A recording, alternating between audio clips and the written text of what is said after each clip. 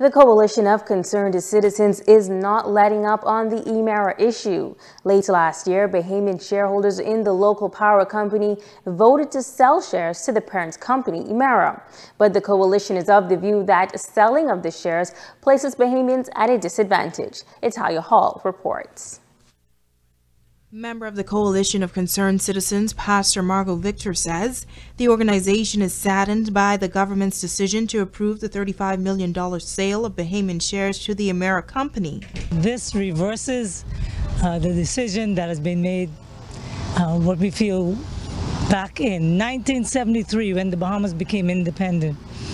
And we all believe, at least I was 10 years old, but I was sold on the idea that somewhere in my lifetime, Bahamians would own this country and there would be a move toward equity.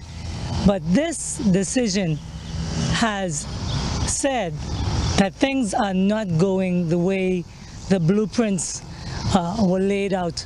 Rudolph Stubbs of the trade union movement says the organization stands on the shoulders of all workers on Grand Bahama. We say to the powers that be that in giving the GB Power Company 100% acquisition of a power company that's in here on Grand Bahama is very much dissatisfying, because in any arena of doing business there must be local investment and international investment. Pastor Eddie Victor of the Coalition of Concerned Citizens says they made 2 recommendations to the government last year. The first was to put an independent regulatory committee in place under the oversight of IRCA. We called on the government not to renew the East End and West End agreement between the Grand Bahama Power Company and the government of the Bahamas to provide electricity in West Grand Bahama and East Grand Bahama. We believe that this will present a crucial opportunity for a new and additional power company to be allowed to come into Grand Bahama, and this would help to stimulate competition and efficiency of electricity services to customers on the island. Victor also urged residents on the island to invest in solar energy systems. What we say to those customers: do not be concerned about tying into the grid, because if the system is properly installed, you will have a transfer switch. So I can switch to GB Power and I can switch them on. He says the organization will intensify its efforts in the coming months to put an end to high electricity rates. We will aggressively oppose all rate applications from the Grand Bahama Power Company and will only accept approvals that drive down the cost of electricity by 35 to 40%. Also, we will begin a series of town meetings in West Grand Bahama, East Grand Bahama, and the city of Freeport.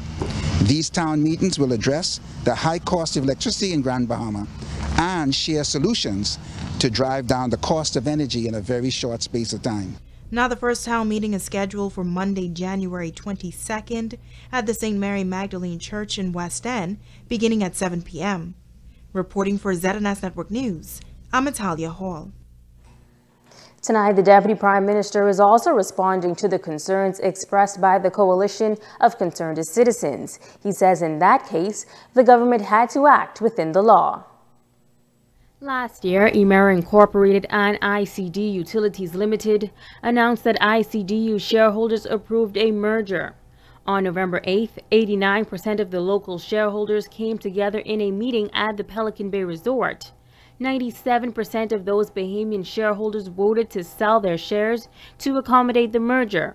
The Deputy Prime Minister and Minister of Finance, the Honorable K. Peter Turnquist, says it is an unfortunate situation, but the government of the Bahamas is simply following the law. Grand Bahama Power Company is a private entity. The shareholders of ICDU, which was the shareholder on behalf of the minority shareholders in Grand Bahama Power Company, made a decision. The majority of the minority interest in Grand Bahama Power made a decision that they wanted to sell.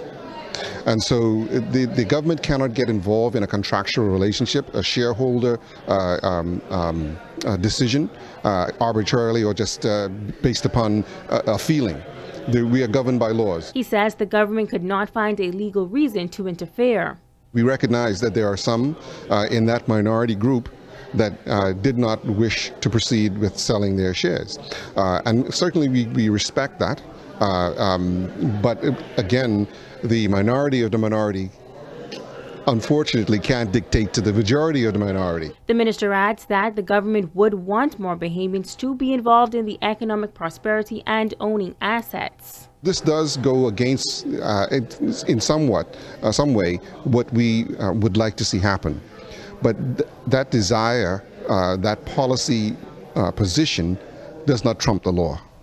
And so the unfortunate reality is that a chain of events had been set into motion many years ago when we allowed the company to be privatized in the first instance, with the majority of it going to a foreign entity. And this is just a consequence of all of those decisions for years. He says what was most important is that the process was fair. The Attorney General has had a review of that himself, as well as we sought counsel from the UK to make sure that the decisions that were made were fair, that we had independent eyes on it to ensure that the position that we were coming to was in fact the only options that we had, and we are satisfied that we acted in the best interest of the company, of the shareholders, and at the end of the day, following the laws of the Bahamas.